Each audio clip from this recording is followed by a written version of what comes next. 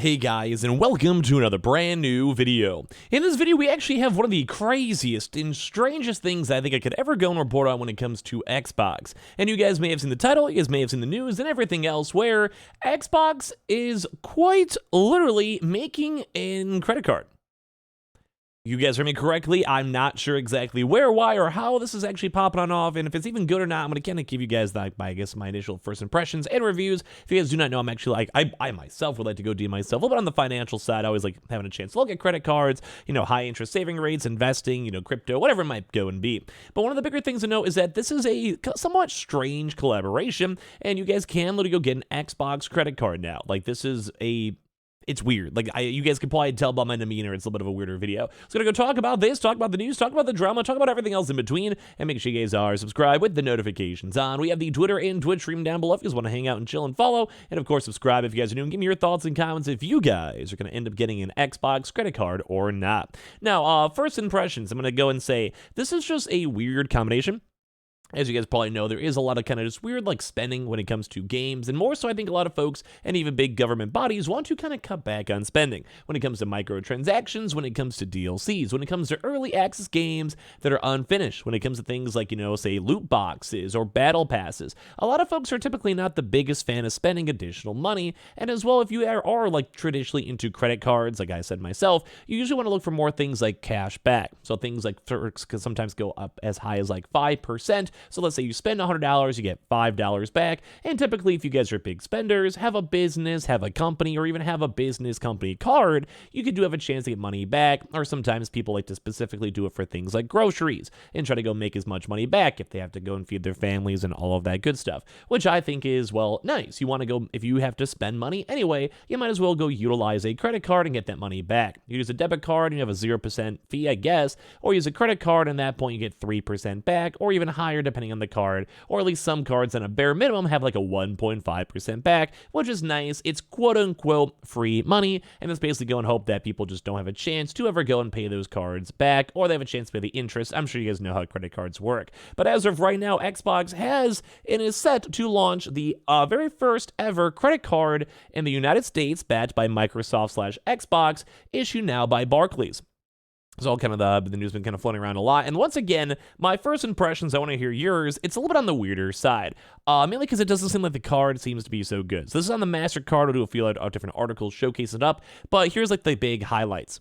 The Xbox MasterCard has a no annual fee, which is good. That's a good thing. Some cards have really, really good returns and basically nice perks, but you may have to spend $100 a year or whatever. But most traditional credit cards usually don't have an annual fee, which is good. That's a good start. And rewards Xbox players 5x cards points on qualifying purchases within the Microsoft Store, 3x across eligible dining, delivery, and streaming services, and 3 months of Xbox Game Pass Ultimate after the first purchase for new Game Pass members. So let me just go break that down really quick here.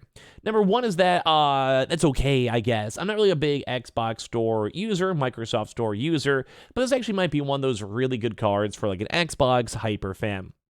Let's go and say you pretty much buy every brand new exclusive game that comes out on Xbox. You have an Xbox, buying the games, but at the same time, Game Pass kind of negates that, because typically if you have Game Pass, you don't really have to go and spend money on most games on there. I mean, some games, say a Baldur's Gate, will probably not be an Xbox Game Pass, which is fine, so you might get extra points for that. Or let's say you just want to buy an older game, or, whatever it might be, I get that. But it's not the best perk, I would say.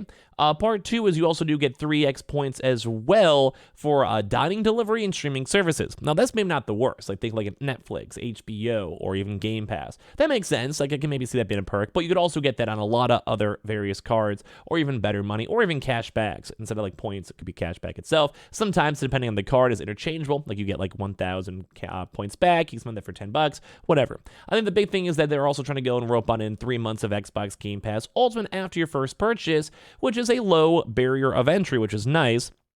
But typically, if you guys ever see a lot of credit cards, there's credit cards where it's you spend $500, you get $200 in a cash bonus. You spend $3,000, you get $500. Or you spend $1,000, you get $500. A lot of that type of stuff kind of gets added up a decent amount, which would make sense.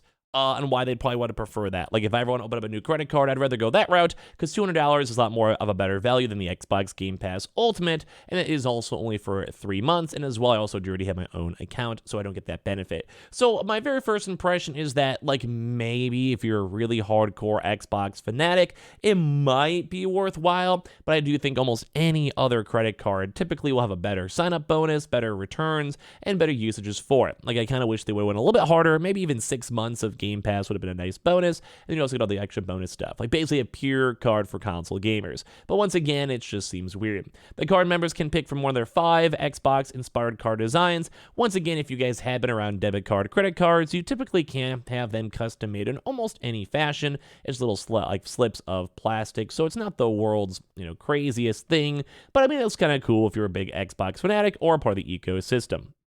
Although you do have an addition to maybe have your Xbox gamer tag printed on the back of the card as well, bringing together kind of like this nice combination. So I think it's kind of a cool bonus. Like, I think the idea of that seems nice, but at the end of the day, it's nothing like super special or super crazy. I think it's kind of just one of those nice little nifty things.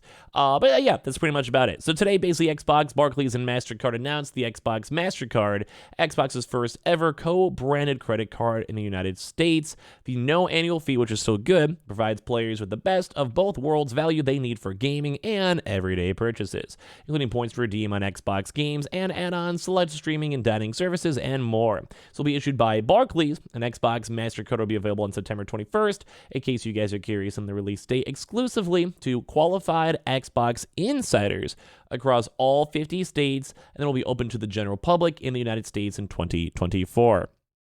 So, 2 things that kind of go note for that is that it will be available for everyone. That's that's cool. If you want to get it, you can get it, but it does start off only for Xbox insiders. So you have to either sign up for the plan through your Xbox or the Microsoft website, PC, and all that to have a chance to go get your consoles, which I think is fine. I think it's okay, but it's like one of those things where it's not the craziest benefits, and I'm sure some people might sign up for it, but I'm probably not. Like, I don't think this is a big enough swindle for me, and I'm kind of whatever.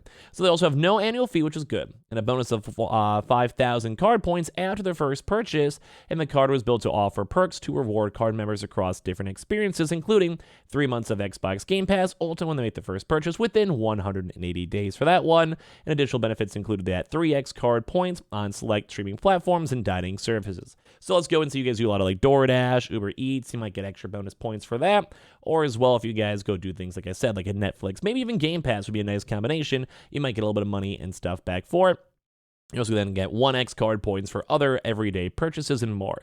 Now, just in comparison again to other cards, 1x is not really, this seems like a lower standard. Let's maybe put that at like a 1% based on how they're doing the points or whatever. So like that's okay, but I think the standard for most things is 1.5, and that's for like a really mediocre credit card. And typically higher end credit cards have a lot more of a return on just everyday purchases, and obviously other things such as, like I said, like groceries or more specific things will typically get a little bit more extra bonus money back. So at least you do get something out of it. It's not the world's worst card. It seems like it's maybe a $50 card bonus after your first purchase, and also Game Pass, so it's not the worst. It seems like maybe like a $100 sign-up value. Maybe one nice thing is maybe for someone who's a kid trying to build credit, or someone a little bit younger, this might seem like a very nice introduction card where at least you do get a little bit of benefits, and you do have a chance, maybe if you're like an Xbox person, maybe your parents could be like, hey, just start paying for your Xbox itself, it's no big deal, then that's okay. Like, I think that's totally fine.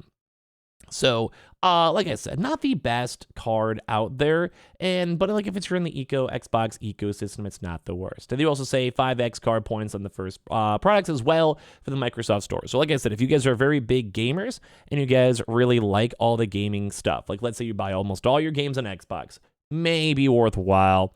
Probably worthwhile to get a better card because you're not going to be spending more than $1,000 a year, I would say, unless you're like a hyper fan. But once again, you have Game Pass. You'll probably just be, if you're like Xbox, you're probably just be having Game Pass instead. You also get the free access to the card members' FICO credit score. You get to feel the little various other benefits too as well, but it's not the worst. So they go and say, we've heard feedback from the Xbox community that they want more ways to get value for their purchases, which adding a credit card is definitely a stretch. I think of that line, said Dave McCarthy, CVP Xbox Player Services. We're excited to partner with Barclays and MasterCard to expand the ways Xbox players can earn rewards for gaming. Barclays is a top 10 U.S. credit card issuer with more than 20 years of experience, and I mean, that's a cool idea at the end of the day, but like I said, I'm probably not going to want this. So at least they are trying to say that they'll get like a lot of cool Xbox rewards for all the players and the experiences they love, but like I said, I'm a little bit 50-50 on it. Could probably be a little bit better, and I'll have to go and see. So make sure you guys are subscribed, give me your thoughts and comments. This one, of course, check out the Twitter and Twitch, and follow us on up if you guys would like,